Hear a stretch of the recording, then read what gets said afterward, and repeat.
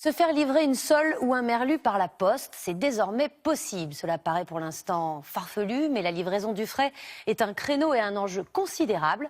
Aux États-Unis, les géants de la distribution se sont déjà lancés dans la bataille du frais. Les explications de Hugo Pufnet et Rebecca Cavani. Ce colis vient tout juste d'être livré. 2 petits homards et 2 tourteaux. 75 € pour des crustacés bretons vivants, livrés à Paris en moins de 24 heures, c'est ce qui l'a séduit. Je les commande en ligne, donc, la veille pour le lendemain, et c'est toujours genre hyper frais. En avion, en camion ou encore à vélo, des milliers de colis frais traversent déjà la France tous les jours. Du crabe breton à Marseille, de la viande ariégeoise à Strasbourg, les poids lourds de la livraison misent sur ce nouveau marché, l'ultra frais à domicile. Voici le plus grand site de stockage du numéro 1 de la livraison de colis en France. Il a fallu transformer 75 hangars en immenses chambres froides. Coût de l'opération, 23 millions d'euros. Tous nos colis sont scannés pour assurer un bon niveau de traçabilité à nos clients et maintenir aussi la chaîne du froid puisqu'on suit la température en temps réel sur l'ensemble de nos colis. 4000 colis frais qui viennent de toute la France sont ainsi distribués chaque jour. Un colis qui vient du 83 Rougier.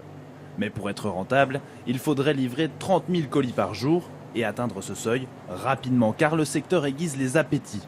En France, Chronofresh est des acteurs de la grande distribution et demain, le géant Amazon, déjà implanté en Angleterre et en Allemagne. Il y a beaucoup de monde sur ce marché, des tout petits acteurs, des startups et des grandes entreprises. Donc il va y avoir une bagarre commerciale entre prestataires de services. Et ceux qui en profitent déjà, ce sont des producteurs comme cette pêcherie en Bretagne. Elle vend sa pêche via Internet depuis 1 an. Ça, c'est les crabes bien arrivés ce matin, en provenance de Douarnenez, des casiers en breton. Voilà. Et demain, ils seront déjà livrés. Demain, on peut les avoir livrés chez les clients, ouais, en 24 heures. Un succès, 15 à 20 commandes chaque matin. Pour l'acheteur, ces produits sont parfois moins chers qu'en poissonnerie, jusqu'à moins 30% selon ce directeur de vente. On achète directement au bateau et on livre directement au consommateur. Fini les étapes de grossiste, demi-grossiste, poissonnier, etc. Donc on est vraiment le trait d'union entre la marée et le consommateur. Mais au final, pour le consommateur, est-ce réellement une bonne affaire? Nous faisons le test. Sur un autre site de vente en ligne, nous commandons un brochet. La promesse, une livraison en 24 heures maximum. Il est au prix du marché 27,75 €, mais première déconvenue, les frais d'expédition coûtent 19,75 €. Deuxième surprise, il a bien été livré en 24 heures, mais il est parti avec 4 jours de retard. Quand on ouvre la boîte, on a bien une petite odeur de poisson qui se dégage.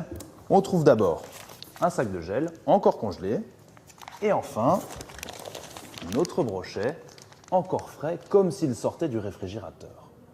Un commerce encore naissant mais des perspectives énormes. Les professionnels de la livraison express voient déjà l'ultra frais partout dans le monde.